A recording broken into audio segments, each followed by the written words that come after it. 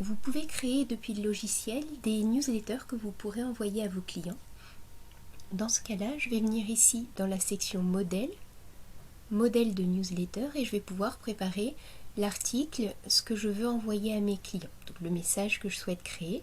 Je clique ici sur nouveau, je vais indiquer un nom pour mon modèle et c'est un modèle que je pourrais réutiliser par la suite, remodifier éventuellement pour l'envoi de futures newsletters. Ici donc j'ai créé un modèle concernant les vomissements du chat et je souhaite maintenant l'envoyer à ma clientèle. Pour ça, je vais venir ici cliquer sur le petit avion en papier, newsletter, et je vais venir préciser que je crée une nouvelle campagne. Donc j'ai ici les campagnes qui avaient été envoyées précédemment, éventuellement des campagnes qui seraient en attente d'envoi, et je vais créer ici une nouvelle campagne avec un sujet. Et ici, je vais pouvoir préciser à qui je souhaite envoyer cette newsletter, ce qui va me permettre de cibler les newsletters et de ne pas, par exemple, envoyer une newsletter concernant les chats à des propriétaires de chiens. Donc si je ne souhaite appliquer aucun filtre, ça va permettre d'envoyer le message à toute ma clientèle. Si je clique ici sur filtre, je vais pouvoir ici appliquer différents filtres. Par exemple, on pourrait décider de n'envoyer la newsletter qu'à des propriétaires, par exemple, de chats. Ici, je sélectionne le chat. Je peux éventuellement aussi cibler certains chats pour lesquels on aurait un tag qui aurait été précisé dans la fiche animal.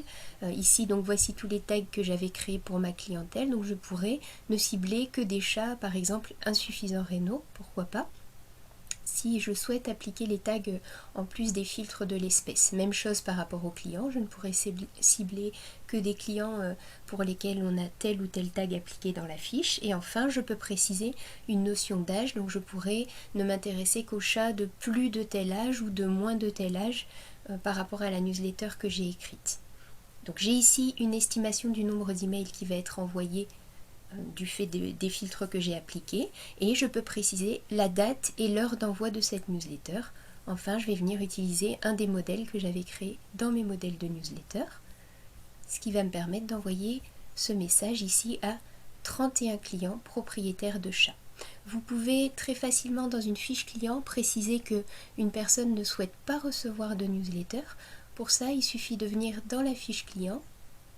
Je viens ici donc pour Monsieur Croco René, modifier, et dans la section ici divers, vous avez la possibilité de préciser que le client n'accepte pas les envois de newsletters. Je décoche la case, j'enregistre et donc ce client-là ne recevra pas les newsletters. De la même façon, chaque newsletter inclut une possibilité pour le propriétaire de demander à être désabonné de ces newsletters.